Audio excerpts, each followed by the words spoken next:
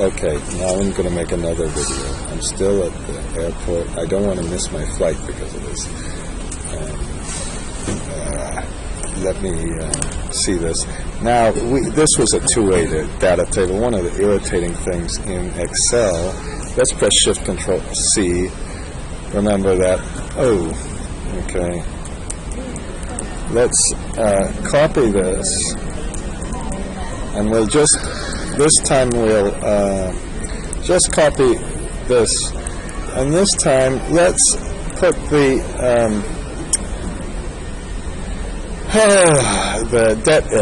debt IRR, but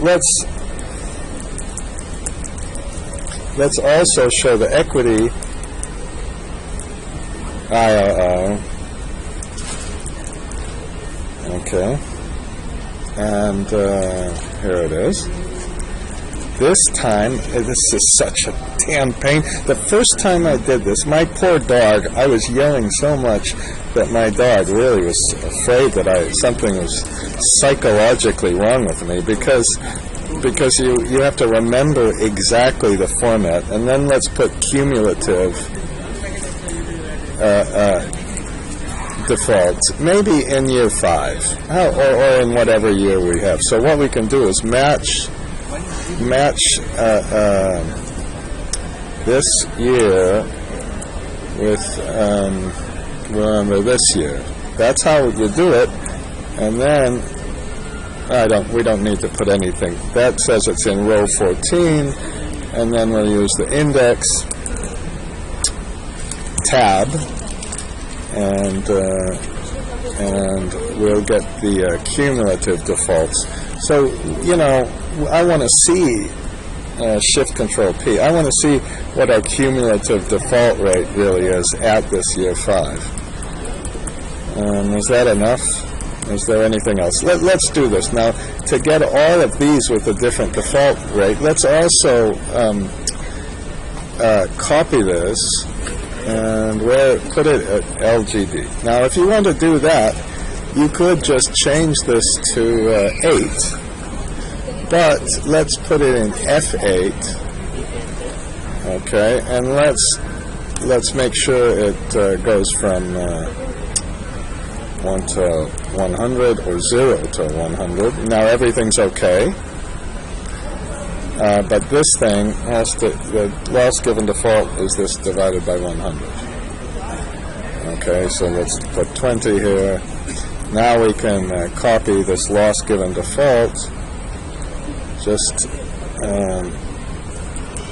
to here. Okay, I should have really talked about this case study more, but again, this shows you how to do risk analysis, and it's probably good enough.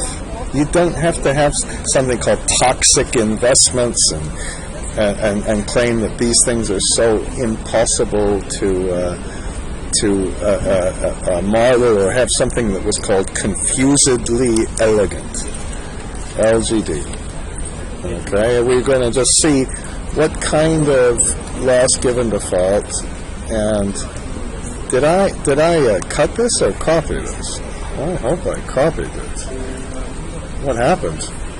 Yeah, okay, and now we're going to make this data table work with different loss given defaults, and I suppose we could copy this one too. Whoops.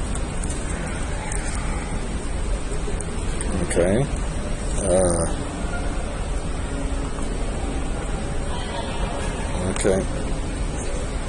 Okay. And this one, I guess I copied. I should have. Uh-oh. Ah, crap. Watch me waste a bunch of time and miss my plane because of this. Now you just click on both of these and make them smaller. I see. Is that good enough? Now here's what you do with this. Alt-D table. What do you put for the row input? It's got to be an input. These are outputs. You understand? These are outputs. These are outputs, not inputs, not inputs. Such a pain. You just leave it blank. You put nothing in.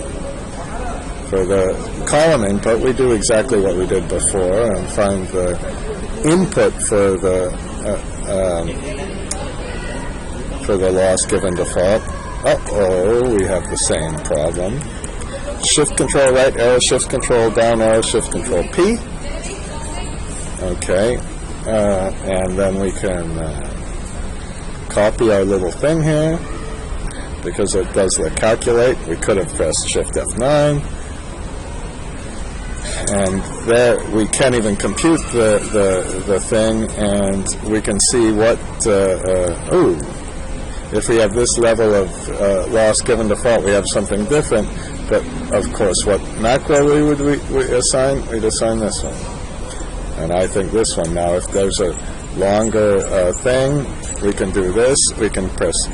Actually, how about this? I think maybe we could even just format this. Now, some people would yell at me, "Oh, you're using the mouse. You should have done Shift Control T." That's not quite right. But so now we can do this and see what happens if we increase the loss given default. I'm going to increase it by 10 as an increment each time, so we can see what happens both to the debt and the equity return. And as usual, there's something wrong with this one. Shit. We better fix it. You know what this data table is showing me? It is true. It shows you where you made your errors. I had a little error. I fixed it. I don't have time to explain it right now. It was very simple. And there's a one-way data table. So I'm going to go get my plane. It took 6 minutes. That's not so bad.